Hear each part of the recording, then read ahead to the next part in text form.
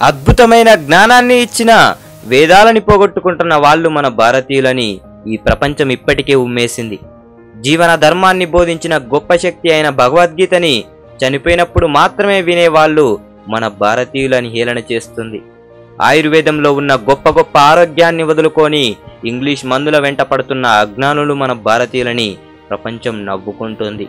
నిత్యం యవ్వనంగా ఉంచే యోగశాస్త్రాన్ని కాపాడుకోలేకపోయిన రోగులు భారతీయులని ఈ ప్రపంచం మనల్ని చూసి పరిహాసమాడుతుంది. నీ జీవిత పరమార్థాన్ని వివరించే నీ దేశంలోనే పుట్టిన గొప్ప శక్తి అయిన ధ్యానం వదిలేసి ఎందుకు మా పిచ్చి సంస్కృతిని ఫాలో అవుతున్నారని ఈ ప్రపంచం మనల్ని వెక్కిరిస్తోంది.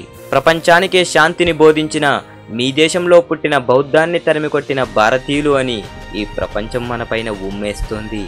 అమెరికన్స్ అయిన మేము మీ వేప చెట్టుని పసుపుని కొన్ని కోట్లు పోసి కొంటుంటే మీ ఇంటి ముందే ఉన్న ఆ చెట్లని కొట్టేస్తున్న మీరు మీ దేశ గొప్పతనం మీకే తెలియకుంటే ఎలా అని నిలదీసి మరీ ఈ ప్రపంచం మన మీద జాలిపడుతుంది.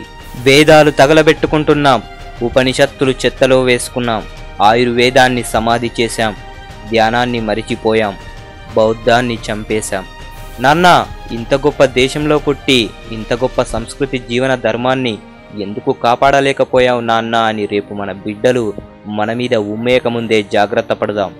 భారతదేశాన్ని చేజేతులా చంపుకుంటూ మళ్ళీ మా దేశం గొప్పది, మా సంస్కృతి గొప్పదని ఏదో చెప్తూ ఉంటాం. వేదం లేదు, యోగం లేదు, ధ్యానం లేదు, ఆనందం లేదు, ఆరోగ్యం లేదు, ఆవు లేదు, ఆయుర్వేదం లేదు, బౌద్ధం లేదు, శాంతి లేదు, ప్రేమ లేదు, ధర్మం లేదు, అర్థం లేదు, కామం లేదు, మోక్షం లేదు, సత్యం లేదు, సనాతన ధర్మం లేదు, జీవన ధర్మం లేదు. భారతదేశం అంటేనే ఇవన్నీ. వీటి వల్లే భారతదేశం గొప్ప దేశమైంది. అర్థం చేసుకొని ఇప్పుడైనా వాటన్నింటినీ పాటించండి.